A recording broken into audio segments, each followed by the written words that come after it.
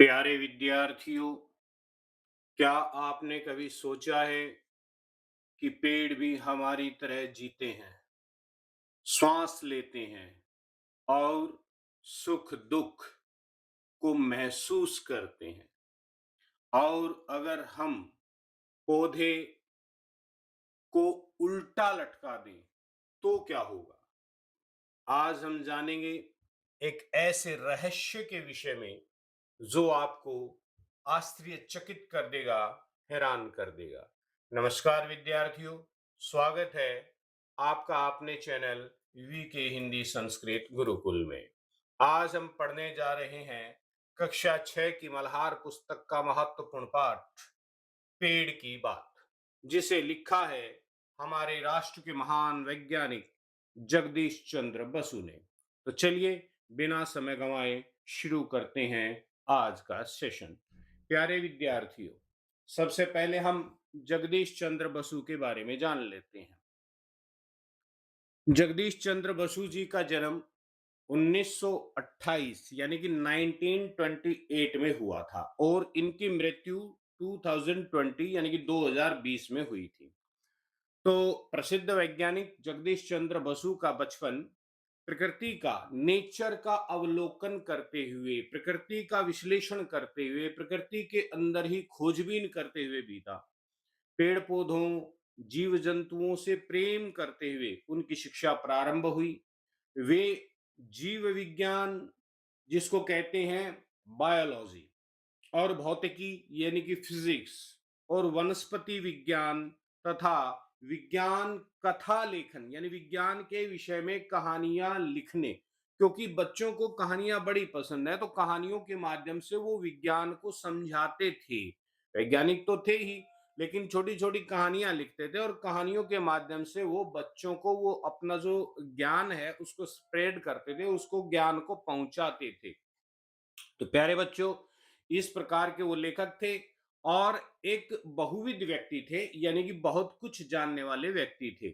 उन्होंने ये सिद्ध कर दिया था, उन्होंने ये प्रूव कर दिया था कि पौधों का एक निश्चित जीवन चक्र और प्रजनन प्रणाली होती है। ये उन्होंने ही रिसर्च करके बताया था कि इनका एक लाइफ सर्कल होता है पेड़ पौधों का, और इनका भी एक रिप्रोडक्शन का सिस्टम होता है।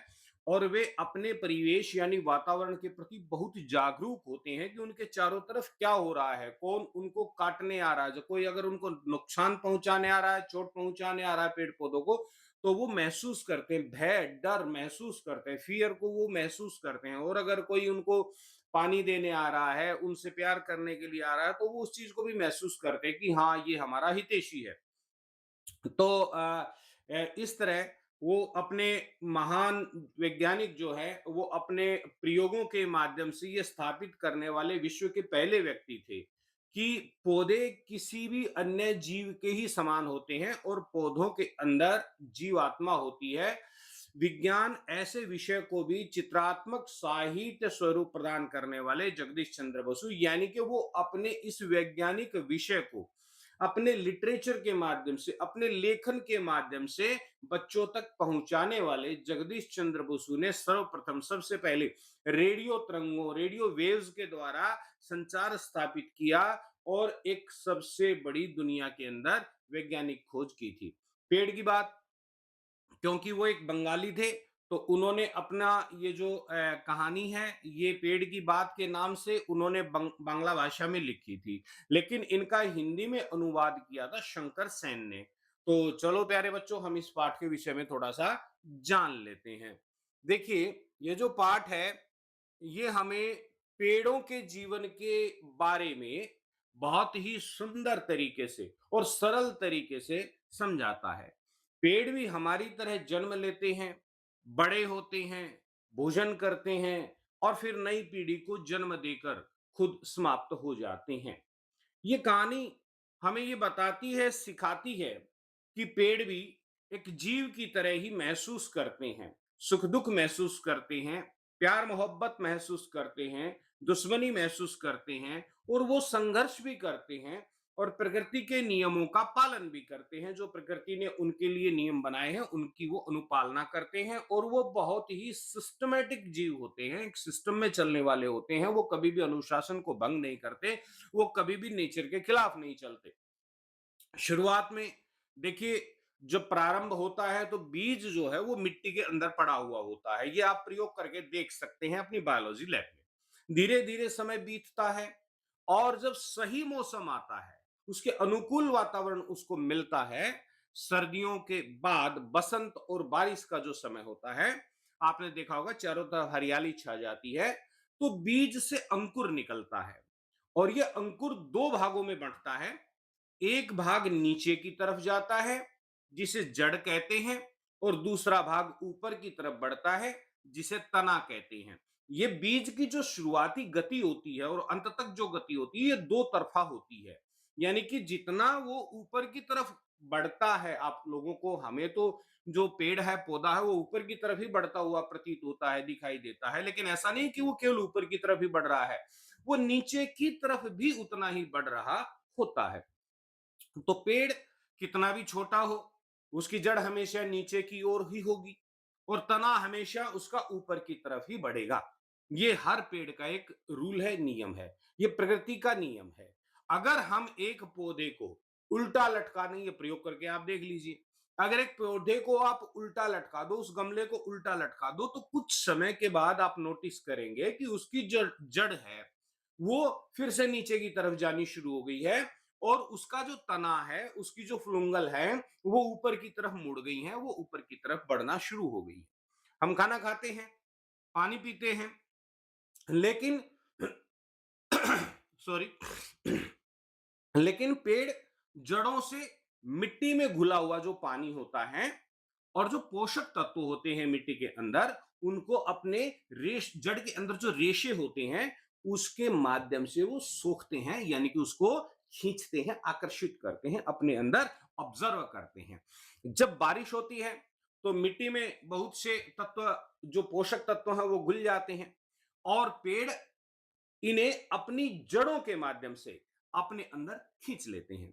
जड़ों में छोटे छोटे नल होते हैं, जिस प्रकार से नल होते हैं, उसका एक माध्यम दिया है यहाँ लेखक ने समझाने के लिए, जिनसे वो रस को पूरे पेड़ में पहुंचा देते हैं। छोटी छोटी नलियां होती हैं, वेव्स होती हैं, उनके द्वारा पूरे पेड़ में वो जो रस है, वो जो तत्व है, पोषक तत्व पूरे पेड़ के अंदर पहुंच जाते हैं। जैसे आप पेड़ के पौधे की जड़ में पानी देते हो, लेकिन उसकी जो पत्तियां हैं वो हरी हो जाती हैं। क्यों? क्योंकि उन रेशों के माध्यम से, उन नलियों के माध्यम से वो जो पानी है, वो उसके प्रत्येक रेशे रेशे में, उसकी प्रत्येक सेल्स में, कोशिका में पहुंच जाता है। पेड़ सिर्फ मिट्टी में ही नहीं, बल्कि हवा से भी आहार लेते हैं, अपना भोजन लेते हैं। उनके पत्तों में बहुत से छोटे छोटे मुंह होते हैं, छोटे छोटे कोशिकाएं होती हैं, मुंह होते हैं, वो खुले रहते हैं, जिनके माध्यम से वो हवा को ग्रहण करते हैं, जैसे हम श्वास को ग्रहण करते हैं। अभी बच्चों, प्यारे बच्चों, आप समझते होंगे कि हम तो नाक से ही श्वास को ग्रहण करते हैं, लेकिन ऐसा नहीं है कि हम केवल मात्र नाक से ही श्वास को ग्रहण करते हैं, बल्कि जो हमारी त्वचा है, हमारी जो खाल है, हमारी जो चमड़ी है, उसके अंदर बहुत बारीक बारीक छिद्र होते हैं, उनके द्वारा भी हम श्वास लेते हैं। अगर किसी व्यक्ति के ऊपर पेंट कर दिया जाए, और ऐसा पेंट कर दिया जाए कि जिससे हमारी जो त्वचा, उस इंसान की जो त्वचा है, वो श्वास न ले सके, और केवल नाक को ही खाली छोड़ दिया जाए, नाक से ही वो श्वास ले सके, तो प्यारे बच्चों, कुछ समय के बाद वो इंसान भी मृत्यु को प्राप्त हो जाएगा, वो भी मर जाएगा।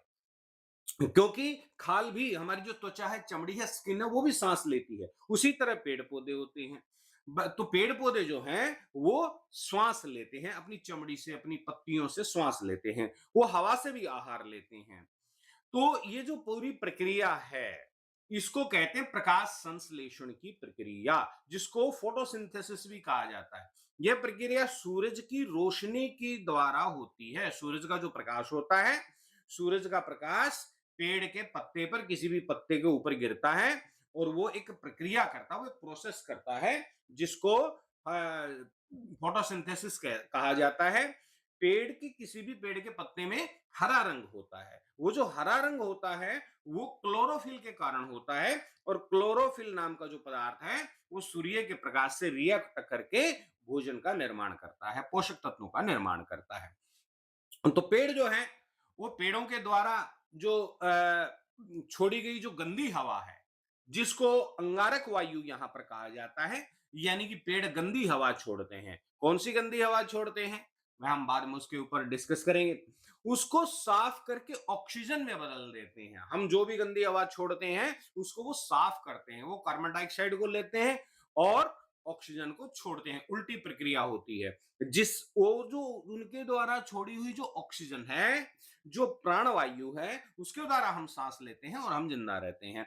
तो प्यारे बच्चों, पेड़ पौधों को जीने के लिए सूरज की रोशनी बहुत जरूरी होती है। अगर पौधे को रोशनी न मिले तो मुरझा जाता है और धीरे धीरे वो मर जाएगा। इसलिए पौधे हमेशा सूरज की तरफ ही मुड़ने की कोशिश करते हैं। जंगलों में पेड़ ऊंचे उठने की कोशिश करते हैं। क्यों उठने की कोशिश करते हैं? एक दूसरे से ज्यादा लंबे होने की कोशिश करते हैं ताकि ज्यादा से ज्यादा सूर्य का प्रकाश उनको मिल सके। बेल हैं, लताएं हैं, वो क्या करती हैं, वो पेड़ों के ऊपर लिपट करके पेड़ों से भी ऊंची चली जाती हैं। क्यों चढ़ जाती हैं? क्योंकि उनको भी सूरज का प्रकाश चाहिए ना भाई।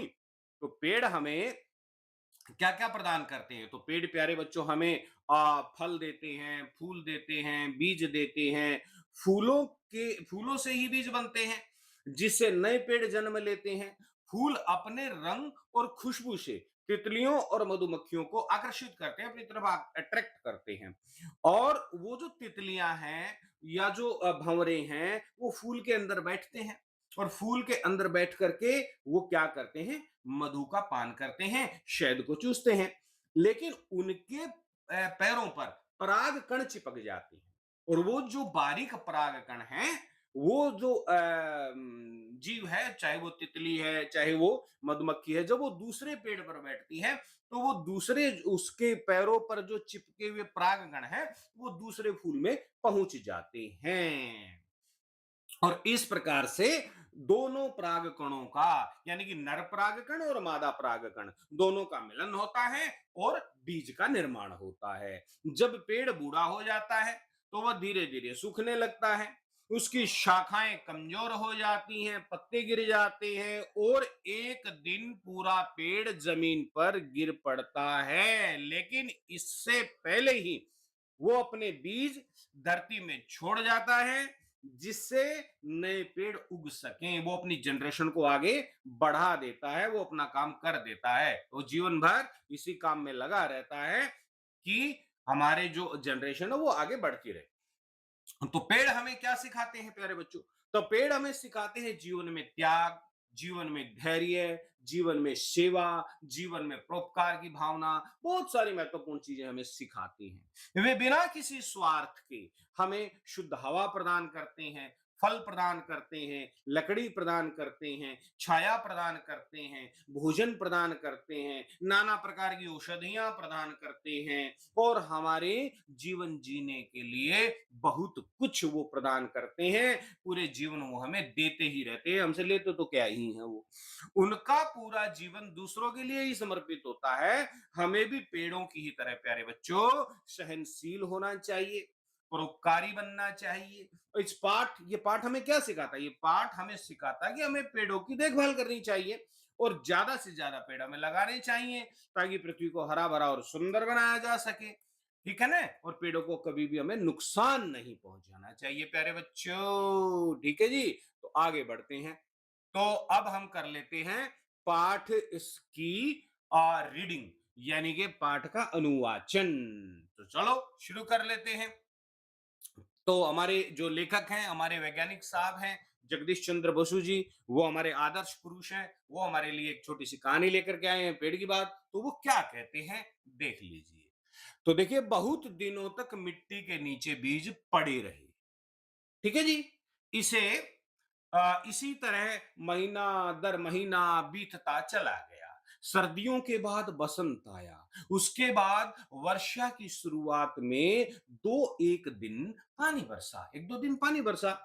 अब और छिपे रहने की जरूरत नहीं थी, अब आवश्यकता नहीं थी। मैंने यहाँ पर शब्दार्थ भी लिख दिया, महीना दर महीना उर्दू का शब्द है, जिसका मतलब होता है महीने के बाद महीना, यानी लगातार कई कई महीने। ठीक है जी? तो शब्दार्थ मैंने यहां लिख दिए हैं, आप नोट कर सकते हैं। अब और छिपे रहने की आवश्यकता नहीं थी, बसंत ऋतु आ गया है, मानो बाहर से कोई शिशु को पुकार रहा हो और और कह रहा हो कि अब सोए मत रहो, ऊपर उठ जाओ, सूरज की रोशनी को देखो। आहिस्ता आहिस्ता, धीरे धीरे बीज का ढक्कन दरक गया। दरक गया माने टूट गया। दो सुकोमल, सुकोमल माने अत्यंत कोमल पत्तियों के बीच, दो अत्यंत कोमल पत्तियों के बीच अंकुर बाहर निकला। ठीक है, तो प्यार से जो सबसे पहला अंश पौधे का जमीन को तोड़ करके, बीज को तोड़ करके बाहर निकलता है प्यारे बच्चों, उसको अंकुर कहा जाता है।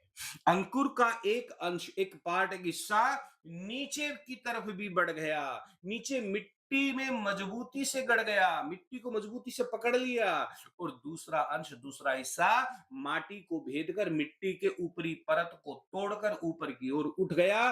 क्या तुमने अंकुर को प्यारे बच्चों कभी ऐसा उठते हुए देखा है? अभी देखा है तो कमेंट में जरूर लिखना। ठीक है जी। हाँ, जैसे कोई शिशु, जैसे कोई नन्हा बालक अपना नन्हा सा सिर उठाकर, छोटा सा सिर उठाकर, छोटी सी नजरें उठाकर, आंखें उठाकर, गर्दन उठाकर आश्चर्य से इस नई दुनिया को देख रहा हो, इस प्रकार की झलक वो यहाँ पर दिखाई देती है। आगे क्या कहते हैं हमारे लेखक महोदय? आगे कहते हैं प्यारे बच्चों कि वृक्ष का अंकुर निकलने पर, वृक्ष का अंकुर निकलने पर क्या होता है? वृक्ष का अंकुर निकलने पर माटी के भीतर वो प्रवेश करता है। क्या प्रवेश करता है माटी के भीतर? जड़, उसका नाम है जड़। और जो अंश ऊपर की तरफ बढ़ता है, मैंने पहले भी बताया कि जब शुरुआती गति होती है और पेड़ की अंत तक पूरे जीवन ये प्रक्रिया चलती रहती है कि उसकी जो है, और हमें इससे ये शिक्षा लेनी चाहिए प्यारे बच्चों कि हमें अपने जीवन में केवल मात्र ऊपर की तरफ ही नहीं उठना, बल्कि अपनी जड़ों को भी मजबूत करते हुए चलना है। क्योंकि पेड़ यदि ऊपर ही उठता चला जाए और अपनी जड़ों को मजबूत न करे, नीचे की तरफ उसकी गति न हो, तो जब भी उसके जीवन में विषम परिस्थितियां आएंगी, आंधी आएगा, तूफान आएगा, तो वो पेड़ तुरंत ही उसको झेल नहीं पाएगा, गिर जाएगा। ऐसे ही हम भी हैं, यदि हम अपनी जड़ों को मजबूत नहीं करेंगे और हम ऊपर ही ऊपर जो है अब बढ़ते चले जाएंगे, तो प्यारे बच्चों हम भी विषम परिस्थितियों को झेल नहीं पाएंगे, और जैसे ही दुख संघर्ष हमारे जीवन में आएगा, हम भी गिर जाएंगे, हम भी टूट जाएंगे। ये शिक्षा बड़ी गहरी है जो हमें पेड़ देता है। तो ठीक है, हमें ऊपर की तरफ उठते हुए अपनी जड़ों को भी मजबूत करना चाहिए। ठीक है जी। आगे चलते हैं। सभी पेड़ पौधों में जड़ व तना दो भाग मिलेंगे आपको, आप प्रयोग करके देख सकते हैं। यह एक आश्चर्य की बात है कि पेड़ पौधों को जिस तरह ही रखो, किसी भी तरह रखो, जड़ हमेशा नीचे ही जाएगी और तना हमेशा ऊपर की तरफ ही उठेगा। एक गमले में पौधा था, अब उदाहरण देकर के समझा रहे हैं। गमले में पौधा, आपके घर में भी कोई छोटा गमला है, उसमें पौधा है, तो आप भी ये परीक्षण करके देख सकते हैं, एक्सपेरिमेंट करके देख सकते हैं। ठीक है, तो परीक्षण करने के लिए कुछ दिन गमले को औंधा लटकाए रखा, माने उल्टा लटका दिया उसको। आप भी उसको हैंग कर सकते हैं, किसी हैंगर पर उल्टा लटका के देख लीजिए। पौधे का सिर नीचे की तरफ लटका रहा, पौधे का सिर क्या क्या हुआ? नीचे की तरफ था, माने उसका तना नीचे की तरफ था, जड़ ऊपर की तरफ थी।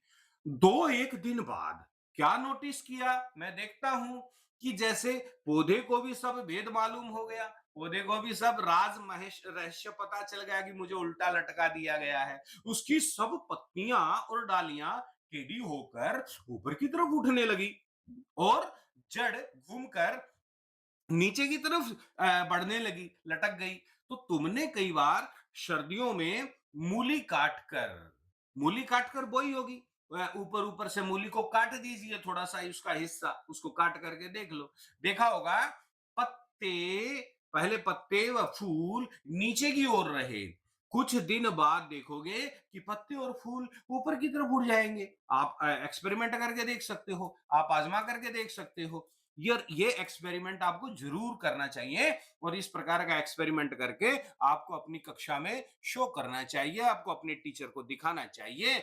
इससे आपकी रेपुटेशन बहुत ज्यादा बढ़ेगी। इसको कहते हैं पीबीएल, जिसका मतलब होता है प्रोजेक्ट बेस्ड लर्निंग। तो आप एक प्रोजेक्ट बनाइए और उसके आधार पर लर्निंग कीजिए, है ठीक है ना। इस प्रकार से ये बड़ा रुचिकर हो जाएगा। तो आगे चलते हैं। हम जिस तरह भोजन करते हैं, अब भोजन की बात करते हैं कि पेड़ पौधे भोजन कैसे प्राप्त करते हैं, तो जिस तरह हम भोजन करते हैं पेड़ पौधे भी प्यारे बच्चों उसी तरह भोजन करते हैं। हमारे दांत हैं, कठोर चीज को हम खा सकते हैं, चबा सकते हैं। नन्हे बच्चों के दांत नहीं होते, तो वो केवल दूध पीते हैं। तो पेड़ पौधों के भी दांत नहीं होते, हाँ, इसलिए वे केवल तरल द्रव्य, तरल पदार्थ और वायु से ही भोजन ग्रहण करते हैं, क्योंकि दांत तो उनके होते नहीं है, ठीक है। हाँ, तो वो सॉलिड चीज तो कोई खा नहीं सकते, कठोर चीज तो कोई खा नहीं सकते। तो पेड़ पौधे जड़ के द्वारा माटी से रसपान करते हैं, माटी से, मिट्टी से पोषक तत्वों का पोषक तत्वों को सोख लेते हैं, ठीक है।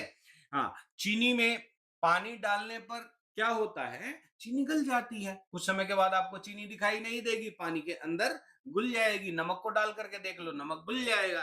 तो पानी, मिट्टी में पानी डालने पर उसके भीतर भी बहुत सारे द्रव्य गल जाते हैं। पानी, जैसे ही आप मिट्टी में पौधे को पानी देते हैं, उसके अंदर जो पोषक तत्व होते हैं वो गल जाते हैं, वो भी लिक्विड रूप धारण कर लेते हैं। बस पेड़ पौधे वे ही तमाम द्रव्य सोख लेते हैं, उन्हीं तत्वों को अपने अंदर ऑब्जर्व कर लेते हैं, खा लेते हैं, सोख लेते हैं, चूस लेते हैं। जड़ों को पानी न मिलने पर पेड़ का भोजन बंद हो जाता है। हाँ, पानी मत दो किसी पेड़ को, कुछ दिन के बाद वो पेड़ जो है मर जाएगा। इसमें क्या है, सूक्ष्मदर्शी से अत्यंत सूक्ष्म पदार्थ स्पष्ट रूप से देखे जा सकते हैं। सूक्ष्मदर्शी मतलब आप अपनी बायोलॉजी लैब में जाइए अपने शिक्षक के साथ, और वहां पर जो भी बायोलॉजी का आपका, साइंस का, विज्ञान का टीचर है, उसकी मदद से आप इंटीग्रेट करके, सब्जेक्ट को इंटीग्रेट करके बायोलॉजी से, विज्ञान से, और वहां पर जाकर के आप किसको, सूक्ष्मदर्शी का अन्वेषण कीजिए।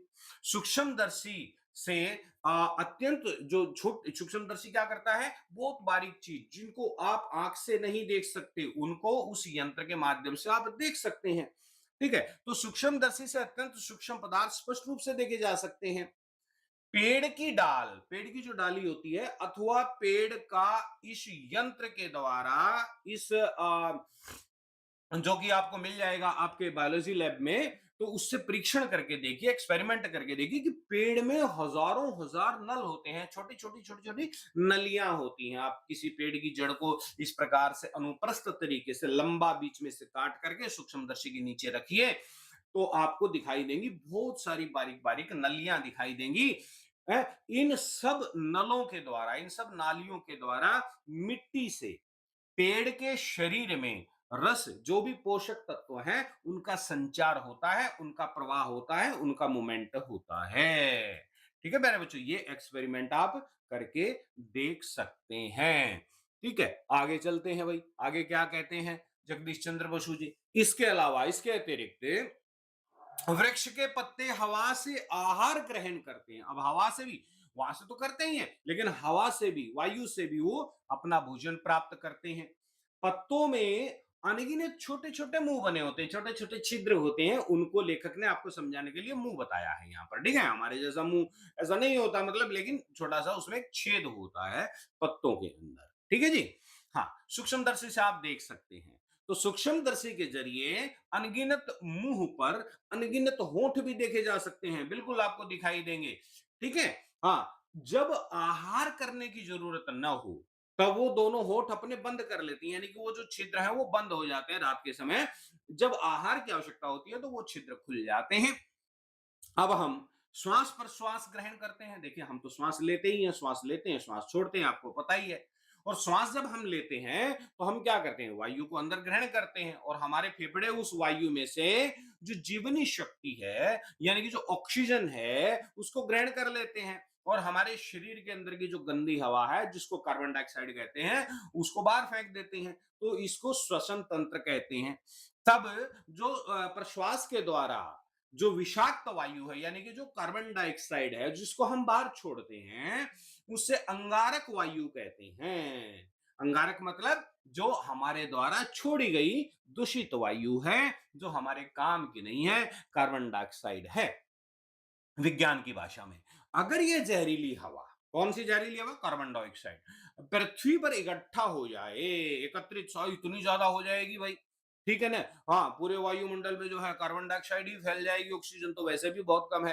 तो तमाम जितने भी जो जीव जंतु हैं वो तो भैया कुछ दिनों में ही मर जाएंगे, ठीक है कि नहीं? कार्बन डाइऑक्साइड के सेवन करने से वो तो खत्म हो जाएंगे, तो हम तो जिंदा ही नहीं रह पाएंगे। जितने भी जीव प्राणी हैं सभी को ऑक्सीजन चाहिए, ठीक है? और कार्बन डाइऑक्साइड सबके लिए विष का काम करती है, जहर का काम करती है। तो जरा विधाता की करुणा का चमत्कार देखो, परमात्मा की दया देखिए, परमात्मा ने किस प्रकार का सिस्टम बनाया है।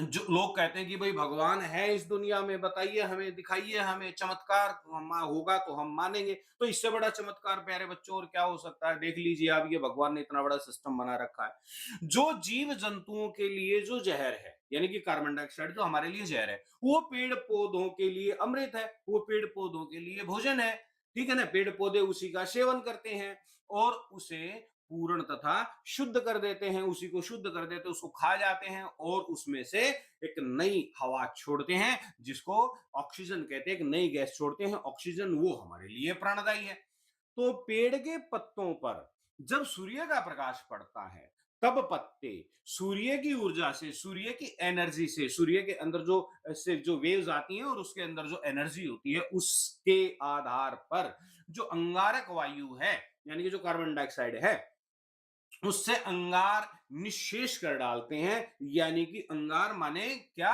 कार्बन डाइऑक्साइड को निःशेष यानी कि नष्ट कर डालते हैं, खा जाते हैं उसको।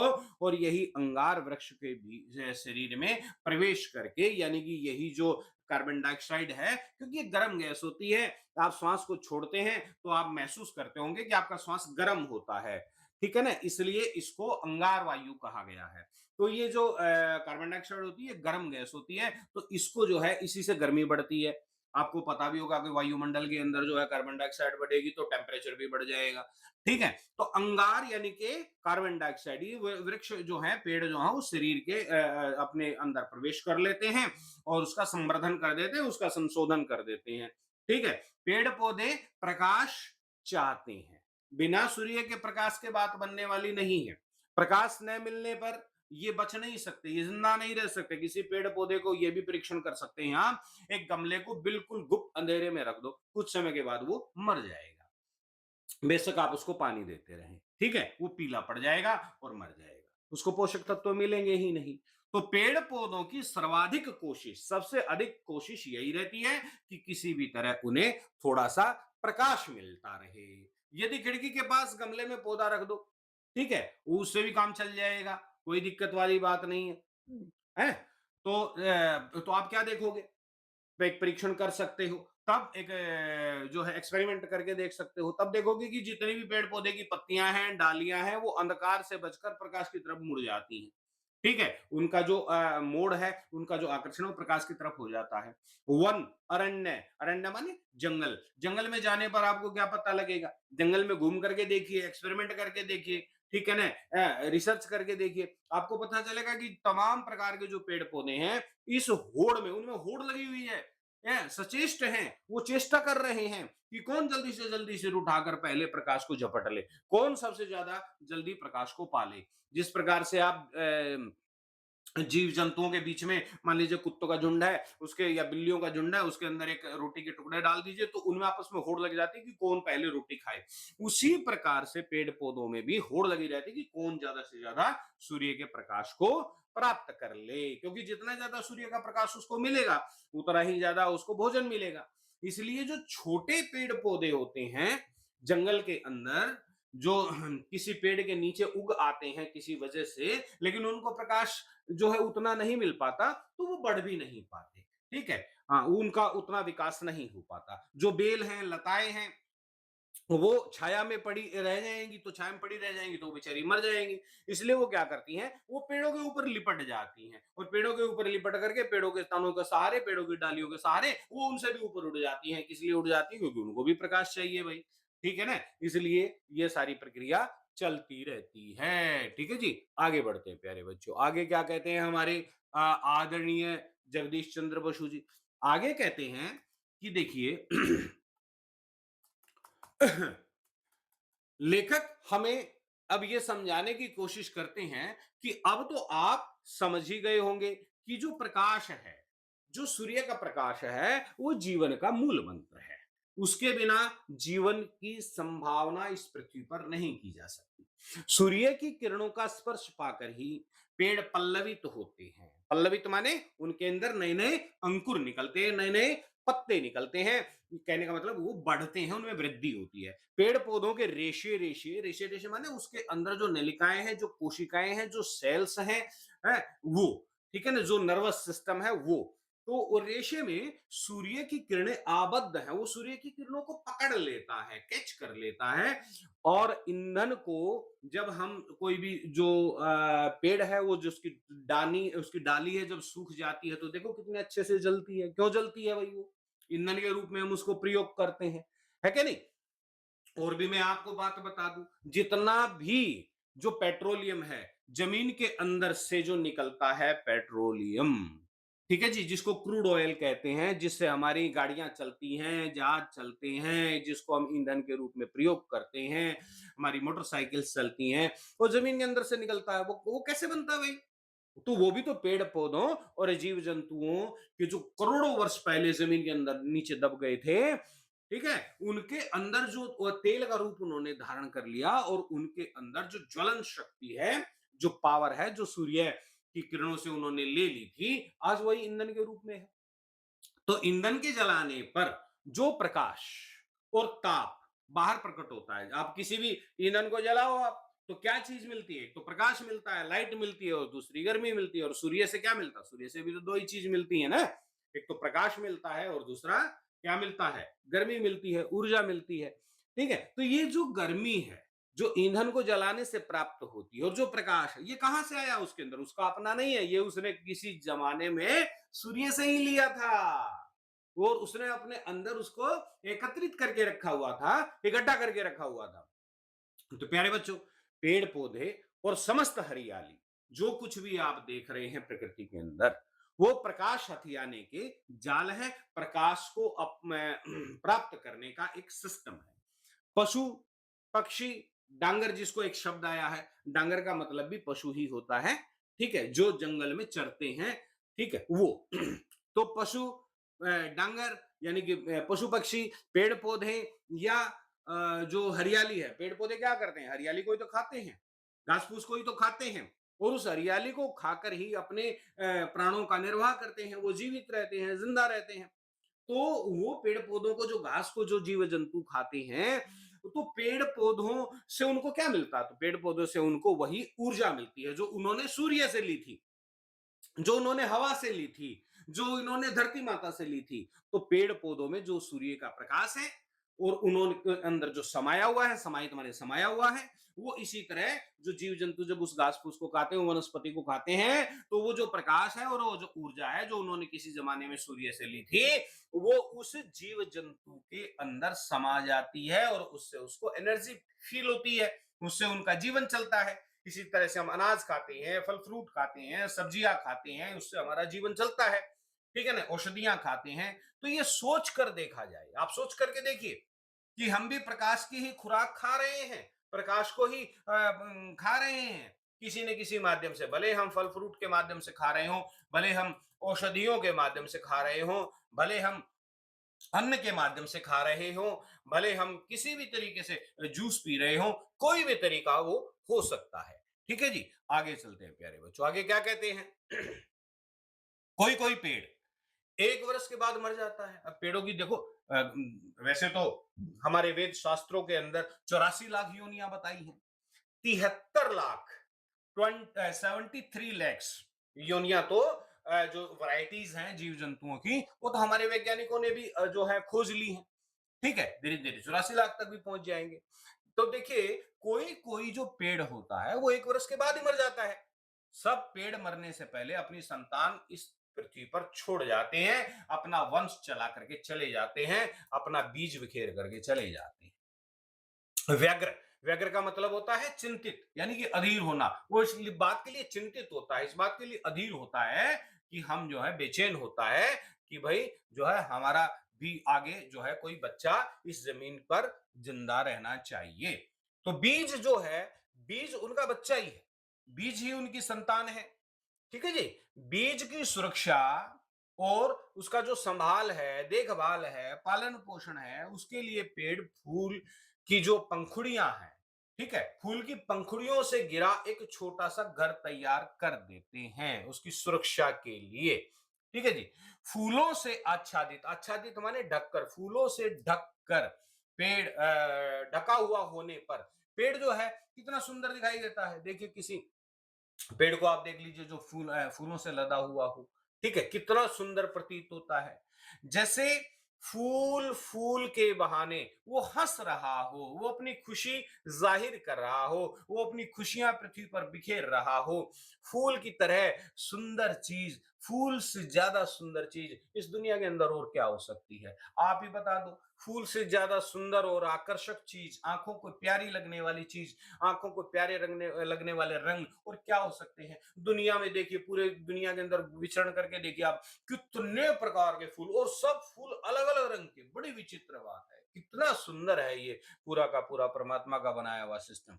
जरा सोच करके देखो, पेड़ पौधे तो मटमैली मिट्टी से जो है आहार लेते हैं, ठीक है ना, विषाक्त वायु खाते हैं, कार्बन डाइऑक्साइड खाते हैं, उसको ग्रहण करते हैं, ठीक है। और खाद जो बिल्कुल सड़ी हुई होती है, गोबर की जो सड़ी हुई खाद होती है जिसमें से बदबू आती है, उससे वो जो है पोषक तत्व ग्रहण करते हैं। और फिर भी अपरूप उपादान से, यानी कि उसके सुधरे हुए रूप से क्या करते हैं, एक मतलब एक साधारण सी सामग्री से जो हमारे किसी काम की नजर नहीं आती, इतने सुंदर सुंदर फूल खिल जाते हैं, इतने मीठे मीठे फल वो हमें देते हैं, इतनी अच्छी अच्छी औषधियां हमें देते हैं जिससे हमारी नाना प्रकार की बीमारियां दूर हो जाती हैं।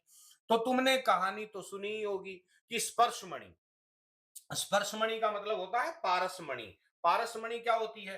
तो स्पर्शमणि या पारसमणि वो मणि होती है, ऐसा मतलब किंवदंती है, ऐसा हमने कहानियों में अपने नाना नानी से, दादा दादी से सुना है कि एक पारसमणि होती है कि लोहे को स्पर्श कर दो, तो लोहे को स्पर्श करने से क्या होता है, एक साधारण सा लोहा सोने में बदल जाता है।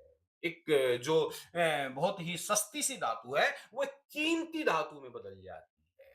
मेरे विचार से मां की ममता ही वो मणि है। ठीक है प्यारे बच्चों, क्या? मां की ममता। तो मां की ममता वो मणि है जो एक अपने साधारण से बच्चे को, शिक्षक भी वो एक मणि है जो अपने एक साधारण से विद्यार्थी को एक महान वैज्ञानिक, एक महान और आदर्शवादी व्यक्ति बना देता है, नागरिक बना देता है। संतान पर और अपने जो शिक्षक है वो अपने शिष्य पर अपना पूर्ण स्नेह, अपना पूर्ण ज्ञान, अपने जीवन का पूरा जो अनुभव है वो न्योछावर कर देता है और अपने बच्चे का, अपने शिष्य का जो जीवन है वो फूल की तरह खिला देता है। मां का स्पर्श पाते ही और गुरु का आशीर्वाद पाते ही मानो मिट्टी व अंगार यानी कि कार्बन डाइऑक्साइड में फूल खिल जाते हैं, उसमें रस आ जाता है, उसमें मिठास आ जाती है। कितनी सुंदर तरीके से हमें यहाँ पर डॉक्टर साहब ने, डॉक्टर जगदीश चंद्र बसु जी ने हमको कितने प्यार से इस कहानी के माध्यम से समझाया प्यारे बच्चों। अब देखिए क्या कहते हैं आगे। पेड़ों पर मुस्कुराते हुए फूल देखिए, पेड़ों पर मुस्कुराते हुए फूलों को देखकर कितनी खुशी मालूम होती है, महसूस होती है। शायद पेड़ भी कम प्रफुल्लित होते होंगे, शायद पेड़ भी उतने खुश नहीं होते होंगे जितनी खुशी हमें उनको फूलों को खिले हुए देख करके होती है। खुशी के मौके पर हम अपने परिजनों को निमंत्रित करते हैं, आमंत्रित करते हैं, चाहे हमारा बर्थडे हो, घर में और कोई खुशी का माहौल हो, शादी हो, ब्याह हो, कोई नया बच्चा पैदा हो, नया घर बनाया हो, तो हम अपनी खुशी किसके माध्यम से प्रकट करते हैं? आप देख लीजिए। भगवान की पूजा करनी हो, मंदिर में जाना हो, तो हम अपनी जो श्रद्धा, अपनी भक्ति, अपना प्रेम जो है किसके द्वारा प्रकट करते हैं? फूलों के द्वारा। सीधी सी बात है कि नहीं है? तो हम जो है उसी प्रकार से फूलों की जो बहार है वो छाने पर पेड़ पौधे भी अपने बंधु बांधवों को बुलाते हैं, पेड़ पौधे भी बुला लेते हैं अपने जो है बंधु बांधवों को, अपने भाईचारे को बुला लेते हैं और प्रेम में डूबकर स्नेह सिक्त वाणी से पुकार सकते हैं, कहाँ हो मेरे बंधुओं, मेरे बांधवों, मेरे प्रियजनों, मेरे मित्रों, मेरे अपनों, तुम कहाँ हो? आ जाओ, आ जाओ, आज मेरे घर आ जाओ।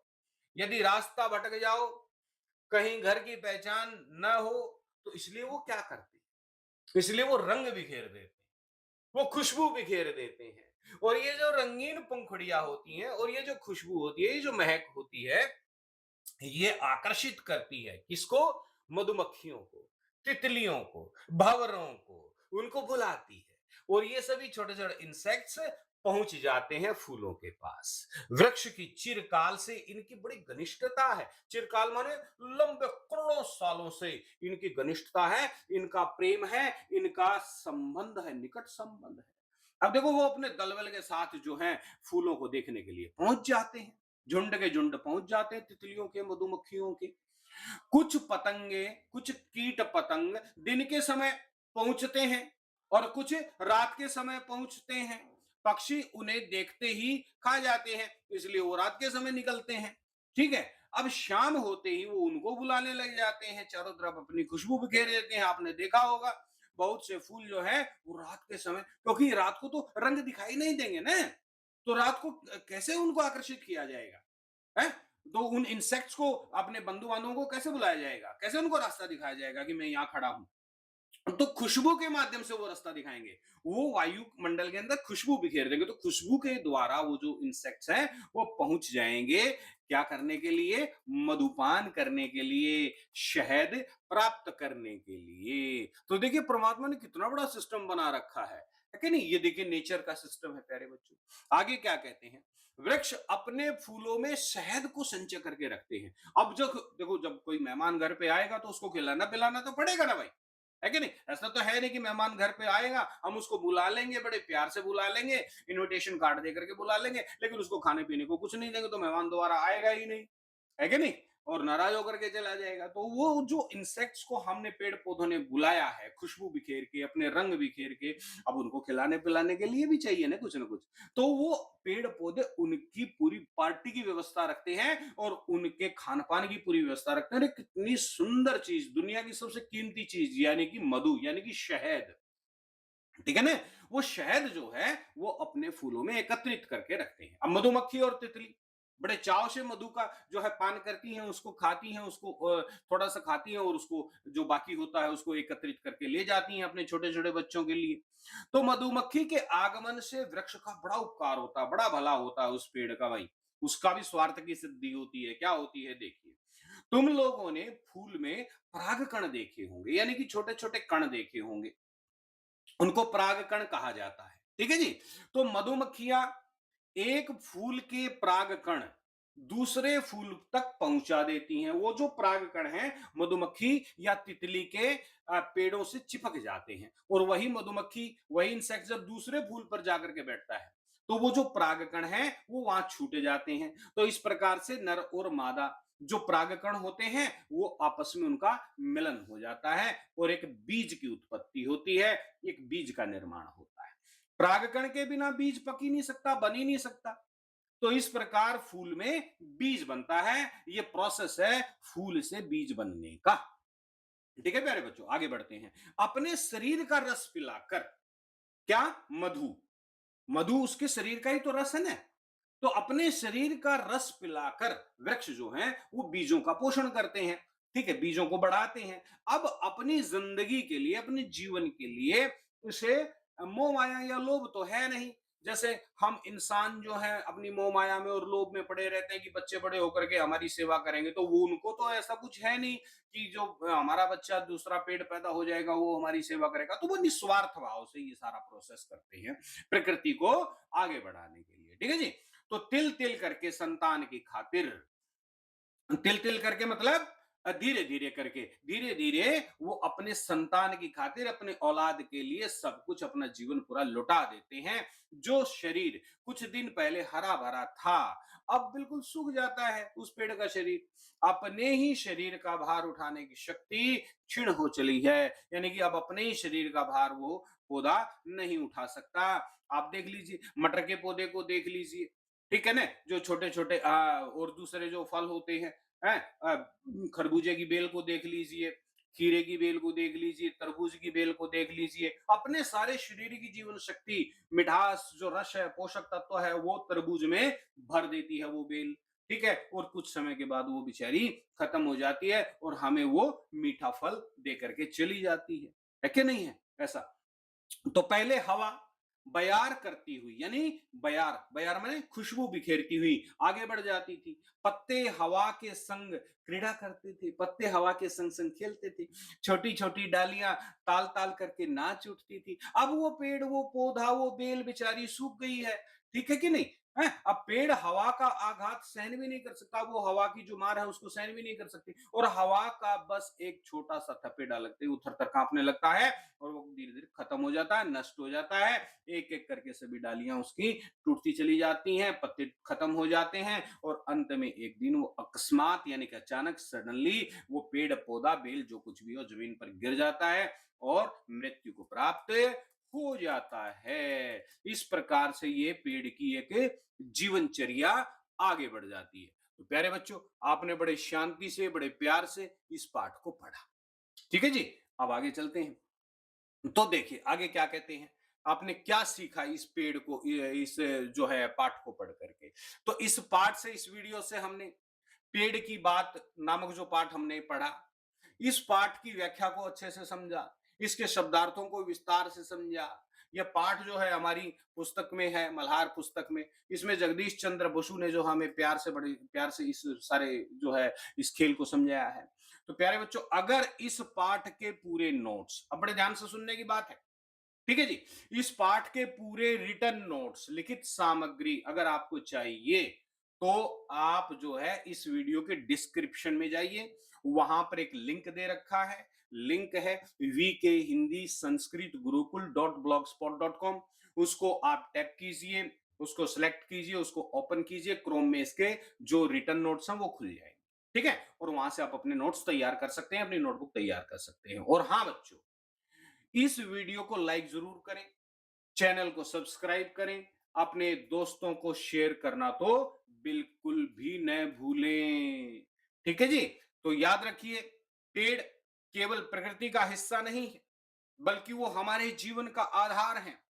जितना ज्यादा हम पेड़ों को समझेंगे, उतना ही ज्यादा हमारा भविष्य बनाएंगे।